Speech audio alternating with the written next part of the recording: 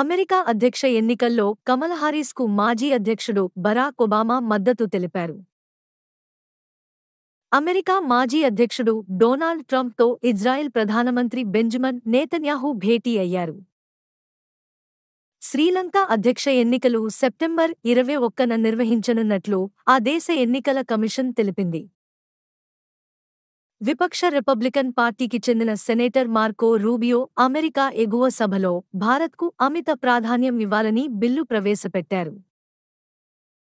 కార్గిల్ యుద్ధం 25వ విజయ దివాస్ పురస్కరించుకుని ప్రధానమంత్రి నరేంద్ర మోదీ ద్రాస్లోని యుద్ధ స్మారకాన్ని సందర్శించి నివాళులర్పించారు.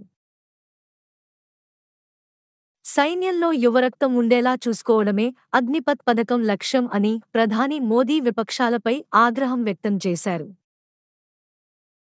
చెత్త సంచి లేదో చెత్త డబ్బా పర్యాటకులు తమ వెంట తెచ్చుకోవాలని హిమాచల్ ప్రదేశ్ హైకోర్టు ఆ రాష్ట్ర ప్రభుత్వంకు సూచించింది. దేశంలో మార్చి నెల నాటికి 12.6% డిజిటల్ చెల్లింపులు పెరిగాయని ఆర్బీఐ వెల్లడించింది. యునెస్కో ప్రపంచ వారసత్వ స్థలాల జాబితాలో అస్సాం సమాధులు. ఈశాన్య భారతం నుంచి మొట్టమొదటి వారసత్వ సంపద ఇది.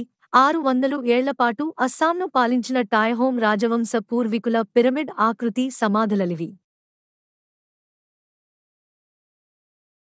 పారిస్ ఒలింపిక్ పోటీలలో పాల్గొన్న బీహార్లోని జముయి ఎమ్మెల్యే శ్రేయసి సింగ్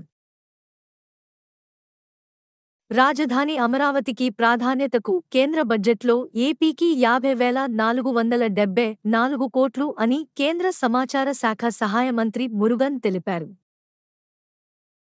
భారత క్రికెట్ జట్టు ప్రధాన కోచ్ గౌతమ్ గంభీర్ మార్గదర్శకత్వంలో మొదటి మ్యాచ్ ఈ నెల 27న శ్రీలంకతో పల్లెకెలెలో ఆడనుంది.